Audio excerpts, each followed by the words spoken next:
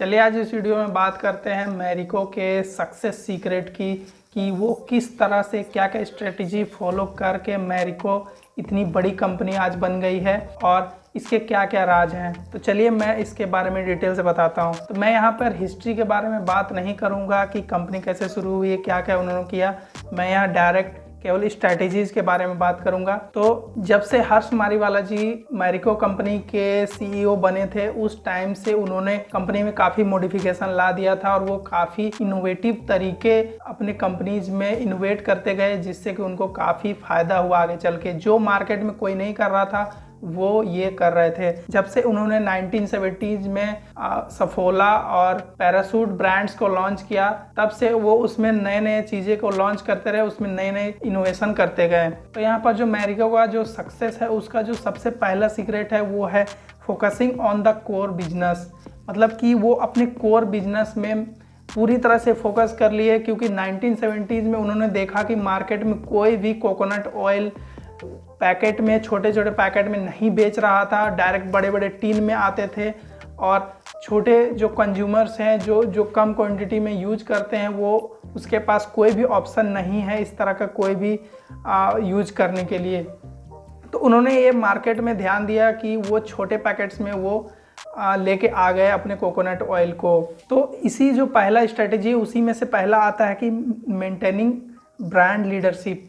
मतलब कि वो अपना जो ब्रांड का लीडरशिप है, जो उन्होंने पैरासूट ऑयल के लिए जो ब्रांड बनाया, सफोला का जो ब्रांड बनाया, उनको मेंटेन करके वो आगे चलते गए और आगे चल के 1990s 2000 में उन्होंने काफ़ी अच्छा मार्केट शेयर कैप्चर कर लिया और आगे अभी तक वो चलता आ रहा है। इसी में दूसरा आता है एक्सटेंडिंग विनिंग ब्रांड्स। मतलब कि जो ब्रांड्स काफ़ी सक्सेसफुल हुए उनको वो और आगे बढ़ाते चले गए और आगे उसको एक्सपैंड करते चले गए। जैसे कि सफोला के अंडर वो बहुत सारे नए नए प्रोडक्ट्स लाते गए, पैरासूट का भी एक दो और वर्जन ऑयल का लेके आ गए। तो इस तरह से जो भी ब्रांड्स सक्सेसफुल हुए उसका उन्होंने और भी ज़्यादा उसका एक्सपेंशन किया। इसी में तीसरा आता है कि डाइवेस्टिंग लो मार्जिन ब्रांड्स। मतलब कि जो भी लो मार्जिन ब्रांड थे जिनसे प्रॉफिट ज़्यादा नहीं हो रहा था, खर्च ज़्यादा हो रहा था, उसमें उस ब्रांड्स को वो बेच दिए या फिर उसको डाइवेस्ट कर दिए या किसी तरह से उसको ख़त्म कर दिए। जैसे कि इसमें एक आता है स्वीकार ब्रांड, जो एक टाइम पे 1990s या 1980 के आसपास में उन्होंने बनाया था, लेकिन वो ज़्यादा सक्सेसफुल नहीं हुआ तो उसको उन्होंने बेच दिया किसी और कंपनी को। तो इस तरह से वो जो भी ख़राब कंपनी थी उसको बेचते चले गए और उसको डाइवर्स्ट करते चले गए और जो अच्छी कंपनी थी उसको और भी एक्सपैंड करते चले गए। तो इसका सबसे मेजर कारण यही है कि वो अपना कोर बिजनेस में और जो अच्छे ब्रांड्स थे उसको अच्छे से उन्होंने मेंटेन करके रखा। और दूसरा जो कारण है वो है डीपनिंग द कॉम्पिटिटिव मोड। इसमें से आता है पहला कि इनोवेशन। मतलब कि वो अपने जो फील्ड में वो अलग अलग तरीक़ों से इनोवेशन करते चले गए। जैसे कि आपने पैरासूट ऑयल के डब्बे में ड्रॉप का साइन देखा होगा, तो वो उसको एक अलग पहचान देता है पैरासूट ऑयल के डब्बे में।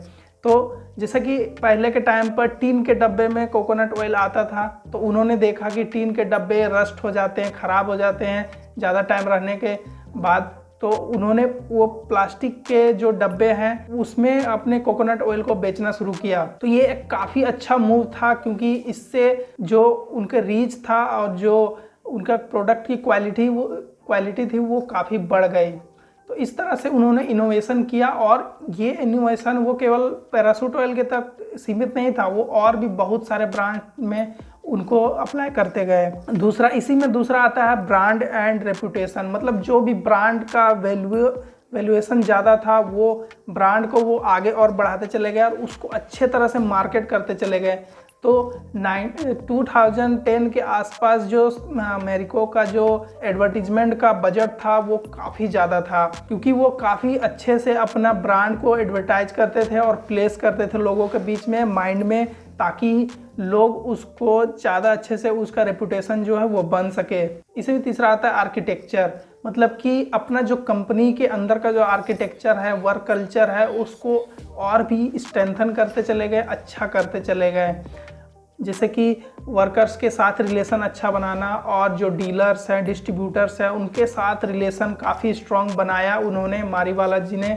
जिससे कि उनकी कंपनी और भी ज़्यादा स्ट्रॉन्ग हो गई और क्रेडिट पे भी उन्होंने काफ़ी सामान दिया। और जो अगर किसी डिस्ट्रीब्यूटर या वर्कर के जो घर में कोई प्रॉब्लम हो जाता था तो वो पर्सनली उसका जाके मिलते थे और उसको थोड़ा बहुत मदद भी करते थे, जिससे कि उनका जो बाकी लोगों से कनेक्शन है अपने एम्प्लॉय से, डिस्ट्रीब्यूटर से, डीलर से काफ़ी स्ट्रॉन्ग हो गया। इसी में चौथा जो रीज़न है वो है स्ट्रेटेजिक एसेट्स को वो स्ट्रॉन्ग करते चले गए। मतलब कि कंपनी में सॉफ्टवेयर को इंट्रोड्यूस करना हो और नए नए डिस्ट्रीब्यूटर्स, डीलर्स के साथ कांटेक्ट बनाना हो और इस तरह के जो सप्लाई चेन है उसको बढ़ाना हो, तो इस तरह से उन्होंने अपना जो रीच है वो काफ़ी बढ़ाया और अपना जो एसेट्स है उसको काफ़ी बढ़ाया। ये भी एक रीज़न है कि कंपनीज काफ़ी सक्सेसफुल होती हैं एफएमसीजी मार्केट में। एफएमसीजी कंपनी का जो मेन जो है वो डिस्ट्रीब्यूशन नेटवर्क ही होता है, क्योंकि अगर उसके पास डिस्ट्रीब्यूटर्स नहीं रहेंगे तो फिर उसका सामान आखिर इंड कस्टमर्स तक पहुंचेगा कैसे। तो डिस्ट्रीब्यूटर्स का होना बहुत ज़रूरी, जितने ज़्यादा डिस्ट्रीब्यूटर्स होंगे उतना ही एफएमसीजी कंपनी अच्छे से परफॉर्म कर पाएगी। और मेरिको कंपनी के सक्सेसफुल होने का तीसरा जो मेन रीजन है वो है कंट्रोल्ड कैपिटल एलोकेशन। इसको ऐसे समझ सकते हैं कि जब किसी कंपनी के पास पैसा आ जाता है, अंधा पैसा आ जाता है, तो वो फालतू के किसी कंपनीज में इन्वेस्ट करना शुरू कर देते हैं। जैसे कि अपने जो कोर बिजनेस है उसके अलावा भी किसी और बिजनेस में इन्वेस्ट करना शुरू कर देंगे और बाद में क्या होती है, वो कंपनियां अच्छा परफॉर्म नहीं करती हैं और वो कंपनियां डूब जाती हैं, बहुत सारा लॉस उठाती हैं, अपने इन्वेस्टर्स का भी पैसा डुबाती हैं और वो कंपनी आखिरकार डूब जाती हैं। लेकिन हर्ष मारीवाला जी ने ऐसा नहीं किया। वो अपना जो कैपिटल एलोकेशन है वो काफ़ी अच्छा तरीक़ा से उन्होंने ग्रो किया और वो काफ़ी अच्छी जगहों पे अपना जो पैसा कैपिटल है वो लगाते थे।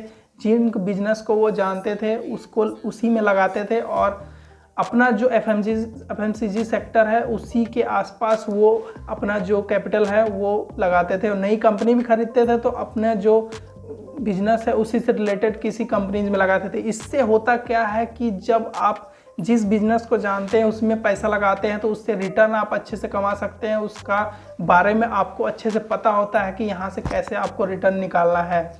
तो इस तरह से ये मेन 3 पॉइंट्स थे जिसकी वजह से जो मेरिको कंपनी है वो अभी काफ़ी सक्सेसफुल है और इन्वेस्टर्स को उन्होंने काफ़ी पैसा कमा के दिया है और उसका पैराशूट ऑयल तो हम सभी यूज करते ही हैं।